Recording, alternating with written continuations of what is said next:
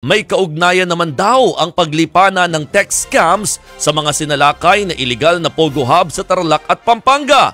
Ang Kamara naman inaaral ang pagrepaso sa SIM registration law. Yan ang pampagising na balita ni Rainiel Pawid. Mas kaunti na ba ang text scams na inyong natatanggap? Ayon sa Presidential Anti-Organized Crime Commission o PAOK, nakatulong ang pagre-raid sa mga iligal na Pogo sa Pampanga at Tarlac para matigil ang mga pambubudol na ito. Yung mga taong bayan mismo magpapatunay na humihina, wala na silang masyadong natatanggap ngayon ng mga text blast galing sa mga scam farms. Paglilinaw ng PAOK, mga taga-Amerika at Europe ang talagang target ng mga scam farm dito sa Pilipinas. Pero pati Pilipinas daw, nadamay na magkaroon ng scam awareness ang ibang bansa. Pero dahil nga sa medyo humihina sila doon, they're also looking for dito naman sa Pilipinas. Kaya lang, dahil nga dito sa total ban na ginawa ng Presidente, all of them are getting out.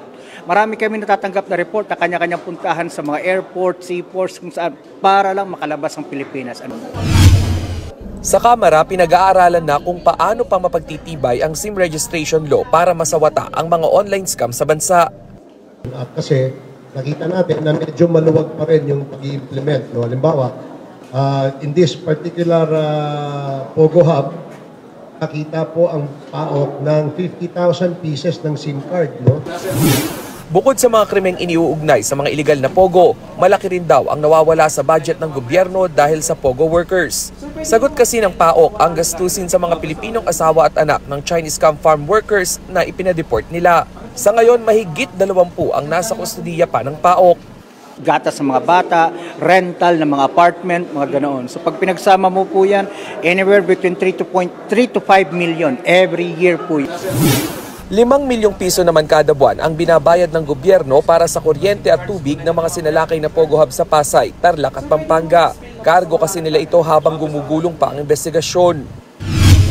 Kanina nag-ikot si House Speaker Martin Romualdez at ibang LGU officials sa mga Pogo Hub sa Bamban, Tarlac at Porac, Pampanga. Kabilang sa mga ipinresinta sa kanila ay ang mga baseball bat, electric stick at golf club na ginagamit pang torture sa Pogo workers. Nasa 20 Chinese military uniforms ang nakuha sa mga kwarto ng Pogo compound. Nakolekta rin ang naka-Chinese na test questionnaire para sa mga bagong empleyado. Dito tinatanong ang proseso sa gagawin nilang online pambubudol.